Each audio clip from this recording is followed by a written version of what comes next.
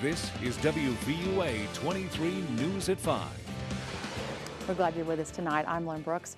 Topping the news this evening, what should be the most wonderful time of the year is likely the worst ever for Jeanette Brannon's family after she was found dead Wednesday. WVUA 23's Chelsea Barton has been at the scene where Brannon's body was found. Chelsea, what are investigators saying tonight? Well, Lynn, you may remember Jeanette Brannon is the 30-year-old Tuscaloosa woman reported missing nearly 2 weeks ago. Her body has been found and a man arrested for her murder. He's 58-year-old Charles Richard Sexton. He sits behind bars after investigators questioned him and found enough evidence to charge him with Brannon's murder.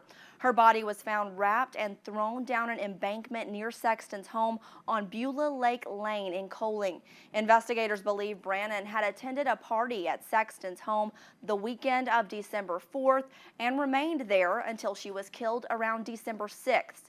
Her parents, Ed and Johnny Brannon, tell me they spoke with their daughter via phone on Sunday, December 4th. She sounded fine then. They last saw her December 2nd.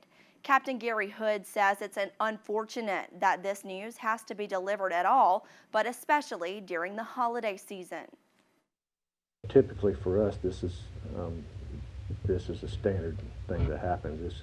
We don't get a break. I mean, this type of stuff just goes on constantly.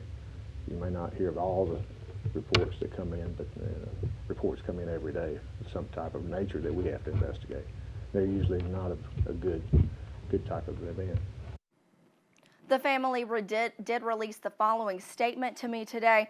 The police knocked on our door this morning with the news that we unfortunately were expecting to hear. We need time to grieve and take this information in. Of course, our thoughts and prayers go out to the Brannons during this difficult time. The cause of Jeanette Brannon's death is not being released right now. The investigation is ongoing. Live tonight, I'm Chelsea Barton, WVUA 23 News. 2 people are dead after an early morning fire. It happened near Livingston around 4:50 a.m. Crews from more than a half dozen departments responded. 13-year-old Maya Howard and her brother Jared, who just turned 25 last month, were the 2 people killed in that blaze. Officials from the Alabama Fire Marshal's office are handling the investigation into the cause of that blaze. Time now to check in with Hunter Williams in for Richard Scott tonight. Hunter, we're headed maybe for a warm Christmas. Is that true? That's right, Lynn. Definitely a very mild Christmas this year. And it's very interesting. If you recall, last year we had 80 degrees on Christmas Day. That's actually the all-time record here in Tuscaloosa. We will not be quite that warm this year. However, low to mid 70s are likely. No 70s on the board right now. It is 60 right now in Tuscaloosa. Birmingham coming in at 56 degrees right now. 50 in Haleyville, 52 in Coleman. And I'll tell you that over the next several hours, these temperatures really starting to drop off, and tonight will actually be relatively chilly, especially in comparison to what we saw overnight last night. By 8 p.m. around 47 degrees. 10 p.m. we're looking at a temperature around 44 degrees. Generally a mostly clear to partly cloudy sky overnight tonight. Then by midnight, temperatures in the lower 40s around 42 degrees. So probably a good idea to bring the light jacket if you have plans this evening. Lynn? Thank you, Hunter. A local attorney and state representative got a prestigious honor and a job interview all in the same week. House District 63 Representative Bill Poole has been named to the newest class of the Aspen Institute Rodell Fellowships. The group is made up of 24 elected officials who are named rising political stars in the nation. The group will meet several times over the next 2 years to work across party and political divides and to brainstorm some solutions to problems that face our nation. Meanwhile, Poole interviewed yesterday with Governor Robert Bentley as a possible replacement for Senator Jeff Sessions, who is in line to be named Attorney General in the new Trump administration. Poole says whoever the governor selects should be honored. It would be an honor to serve Alabama in that capacity. It's an honor to serve House District 63 in the legislature, and it's an honor just as a lawyer for me to represent my clients. So I enjoy representing people, whether they're my clients, the people of this community and all of West Alabama, quite frankly. And if the governor or the people of the state felt like that I could serve this state in that capacity, it'd certainly be an honor to do so. Governor Bentley will not officially name a replacement for Senator Jeff Sessions until Sessions is confirmed as U.S. Attorney General by the U.S. Senate. Highway 171 at mile marker 4 was closed most of the day today. Crews were putting up a new power pole after a wreck snapped the other pole in half. This was near the intersection of Christian Drive. The accident also took down a stop sign. If you're looking for something to do with the kids tomorrow, we've got just the thing. The Children's Hands-On Museum is having milk and cookies with Moosey. That sounds fun. You'll be able to sing some songs and carols, also enjoy Christmas stories and holiday tales with Riverboat John. Then it's a picnic-style snack of milk and cookies while you read Santa Cows. Our second year, and this year it's going to be a little bit bigger because, of course, we do have Riverboat John here with it.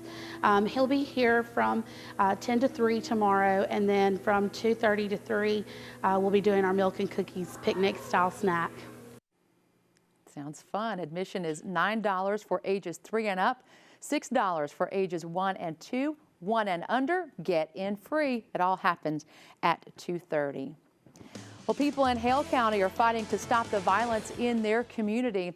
The Reclaiming Our Community Symposium Wednesday night in Akron brought faith leaders, local officials, and residents together, hoping that faith is the answer to recent crime. Organizers said 2 murders in that area and numerous break-ins at houses and businesses called for a discussion. The gathering at that local church in Hale County is the first event of its kind there. They say it's a first step and one they hope in the right direction.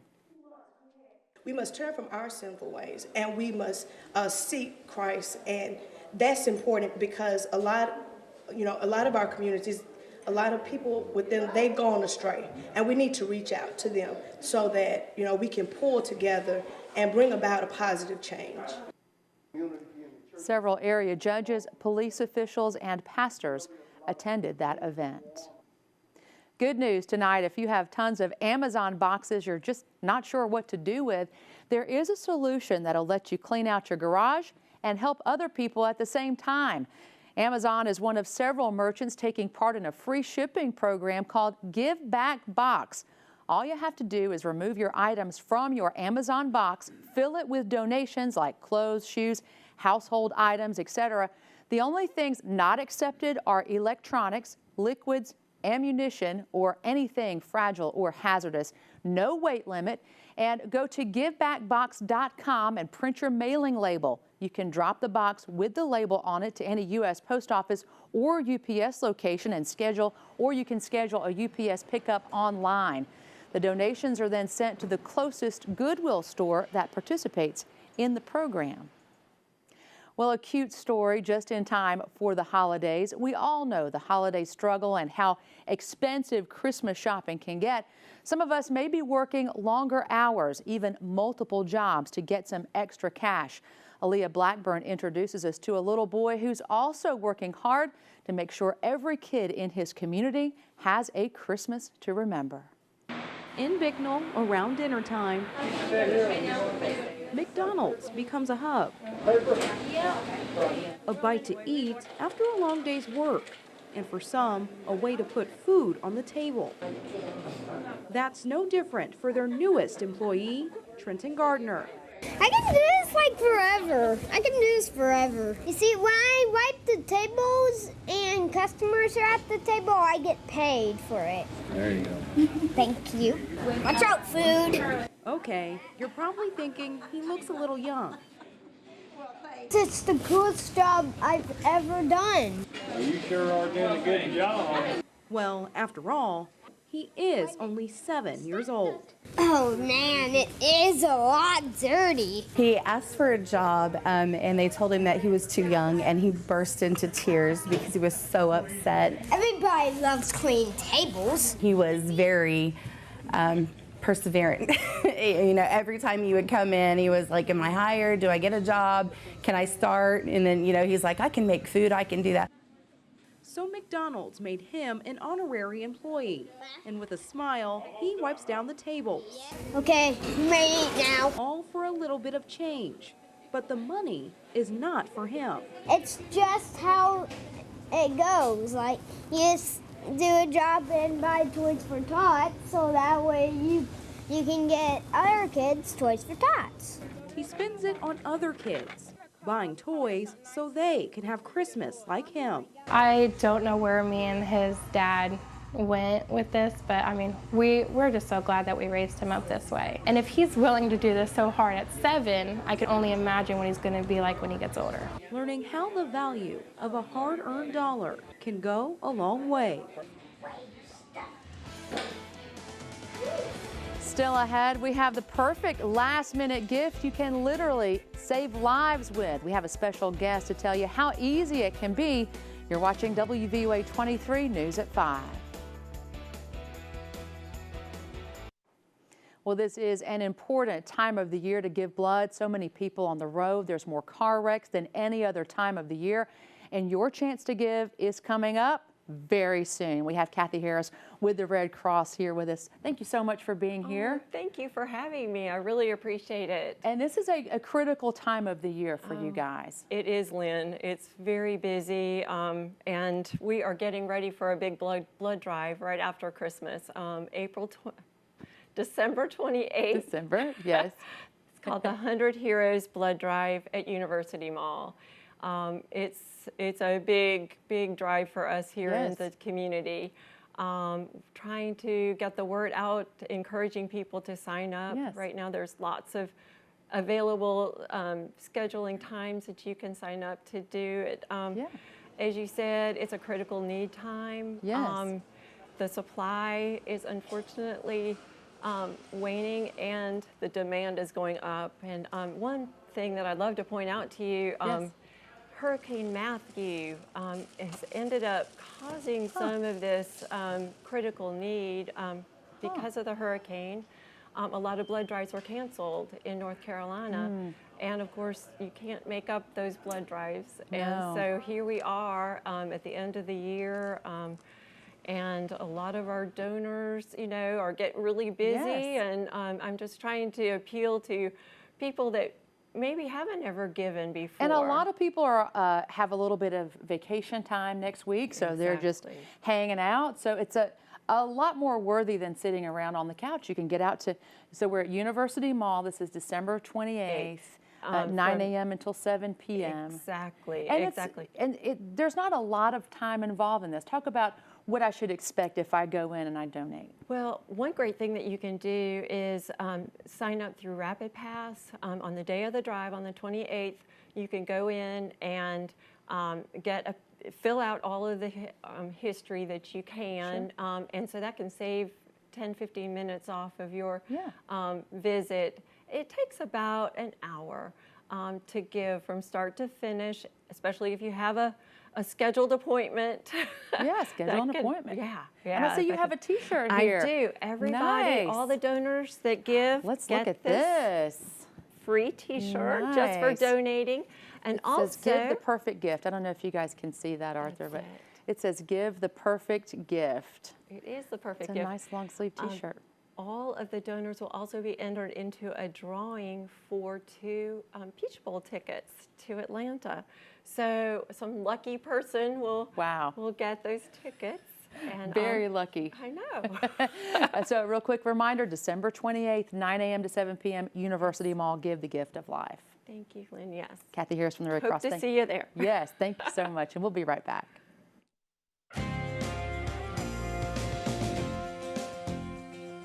A good Thursday to everybody out there. It is Hunter Williams in the WVUA 23 Weather Center. Here's the live view outside right now from our Tuscaloosa Skycam, looking out from the top of Bryant-Denny Stadium, and a very nice afternoon changing into a very nice evening right now. Current temperature is 60 degrees, and we were up in the middle 60s earlier this afternoon with a pretty good supply of sunshine. So there was some very nice weather for this afternoon. But I wanted to show you the big picture on the satellite and radar, and you can see that we're relatively cloud-free right now here across central Alabama, and heading into this evening and into the overnight, generally a mostly clear to partly cloudy sky, and we will be relatively chilly overnight as well. But one thing you don't see on this image is any rain here across the state of Alabama.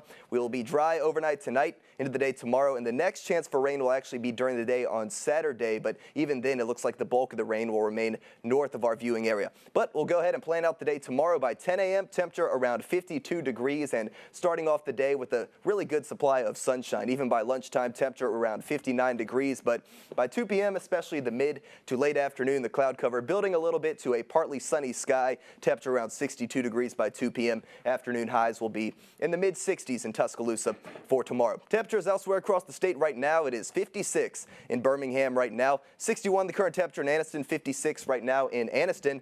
Across the northern part of our viewing area, a little bit colder right now. It's 50 degrees in Haleyville, 52 right now in Coleman, and these temperatures will really start to drop off over the next couple of hours and will actually be relatively chilly overnight tonight. You can see this on Futurecast. Here's 9 o'clock tonight, 46 in Tuscaloosa, 45 for Birmingham, 42 for Jasper, so temperatures down in the 40s by 9 o'clock this evening, and again, generally a mostly clear to partly cloudy sky overnight tonight. And then as you wake up tomorrow morning, a good supply of sunshine to start the day, but gradually that cloud cover starts to increase as we head towards the afternoon, especially the late afternoon. By 1 p.m., temperature around 59 for Birmingham, 62 for Tuscaloosa. Again, those afternoon highs will be in the middle 60s. And then notice as we head towards tomorrow evening, the cloud cover really starting to ramp up, and not too far away, a few showers. And that is our next disturbance, which brings showers to the forecast during the day on Saturday. But I wanted to show you some of our computer model output. This is rainfall through Christmas Eve, and you can see the lighter totals indicated by the green there over central Alabama. The heavier totals will stay north of our viewing area, so not expecting significant rain for Saturday, just about a 30% chance of rain with some scattered showers. And your forecast for tonight dropping down to around 37 degrees, mostly clear to partly cloudy with a north wind around 5 miles per hour. Heading into the day tomorrow, generally a mostly sunny sky, more cloud cover though for the afternoon, a high around 64 for your afternoon high. And your 7-day forecast from WVUA 23 News looks like this. By Thursday, you can see, by Saturday, you can see a 30% chance of rain, high around 68 degrees. And an early look at your Christmas Day forecast looking extremely mild out there. I'll tell you that the average high for Christmas here in Tuscaloosa is 56 degrees, and we'll be nowhere near that number this year. But last year it was 80 degrees, so I guess we're heading in the right direction. Yes, as long as travel is okay for Santa, that's all right. that really matters. Well, Brandon's got sports for us tonight. What you talking about? Well, the Rocket City Classic, Bama took off. Like a rocket. Yeah, back over 500. Alabama basketball team back over 500, back in the win column. And we'll have highlights from that Rocket City Classic in Huntsville coming up next in sports.